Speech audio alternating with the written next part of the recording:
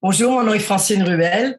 Vous dire à quel point je suis excitée de me retrouver chez vous sur la Côte-Nord, endroit que j'aime depuis très longtemps. Il se fait très longtemps aussi que je suis pas allée vous voir. Alors, je suis ravie. J'espère qu'on va se croiser. Alors, je vous présente aujourd'hui mon dernier roman, le 17e, qui s'appelle Le promeneur de chèvres. Alors, je vous amène dans un univers très particulier. C'est un roman post-pandémie, c'est-à-dire que les gens ont vécu la pandémie et c'est un grand-père qui, en regardant le journal télévisé, voit son petit-fils dans un campement et il décide d'aller le chercher à Montréal et de l'amener sur sa petite ferme dans les cantons de l'Est. Moi, je vis dans les cantons de l'Est. Et il va en faire, en quelque sorte, il va en faire un grand garçon tout à coup. Il va lui montrer les choses qu'il connaît. C'est un roman sur la passation des savoirs. Et c'est bien parce que les gens me disent, c'est formidable, c'est un roman qui sent bon, qui goûte bon et qui fait du bien. Alors, je vais essayer d'aller vous faire un petit peu de bien parce qu'on en a tous besoin. Alors, avec ce roman qui s'appelle Le promeneur de chèvres. À tout bientôt. Le souper fut un délice et les bulles désaltérantes et enivrantes à souhait. Les convives firent honneur au plat du chef. À la fin du repas, il ne restait plus grand-chose autour de l'os du gigot. On se réjouissait de chaque plat, on en redemandait. On vida le pot de chinchou et on goûta au fromage de chèvre que Patrick avait apporté. Nicolas songeait à ajouter les fameux crotons basques et le fromage de chèvre à sa carte. Si ces messieurs du rang des vieux garçons acceptent de devenir mes pocheurs, mes fournisseurs attitrés, corrigea-t-il. Un semblant d'accord fut conclu. On parla également champignons.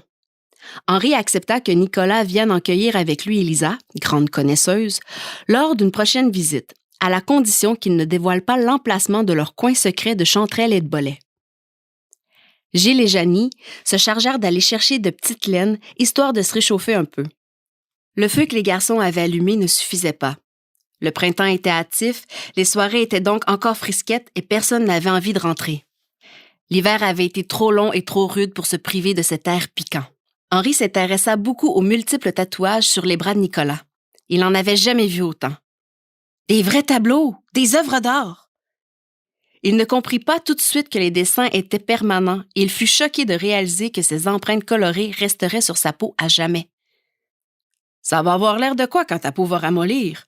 Parce que c'est ce qui arrive avec l'âge. Ça ramollit et ça pend. Tes bras vont être couverts des montres molles comme celles de Dali.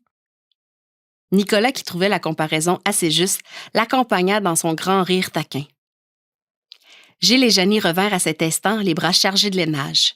Chacun s'empara d'un châle, d'un gilet, d'une veste. Janie retourna à la maison, puis revint avec le gâteau dans lequel elle avait piqué quelques bougies. Elle s'excusa de ne pas connaître le nombre d'années que ça faisait à Henri. Ce dernier répondit qu'à son âge, on ne comptait plus et qu'il n'était pas totalement serein à l'idée de vieillir une fois de plus. Qu'effectivement, il avait un âge vague cette année-là. De toute façon, c'est une année de plus qui ne compte pas. Comment ça? Demande Lisa. La précédente, je ne l'ai pas beaucoup utilisée à cause de la pandémie. On rit, on chanta. Des paquets cadeaux furent déposés devant Henri, qui souffla tout de même ses bougies, tout content d'apprendre que la gâterie chocolatée était le résultat des talents de pâtissière de Janie. Faites attention, mon joli cœur, je pourrais vous demander en mariage. De grands sourires furent échangés. Le vieil homme déchira les papiers colorés avec vigueur. À cet instant, il avait 9 ans. Lisa lui offrait un recueil de poèmes intitulé O Encontro Marcado de Fernando Sabino. Je sais que ta bibliothèque déborde déjà, mais celui-ci est tout petit. Mais inestimable! Où as-tu déniché cette édition? Demande Henri tout heureux. Ça fait longtemps que je la cherche, celle-là. Il se mit à feuilleter l'ouvrage. Malgré le peu d'éclairage, ses yeux tombèrent sur cet extrait qu'il réussit à lire. De tout, il resta 3 choses. La certitude que tout était en train de commencer, la certitude qu'il fallait continuer, la certitude que cela serait interrompu avant que d'être terminé. Les mots du poète flottèrent un instant dans la nuit.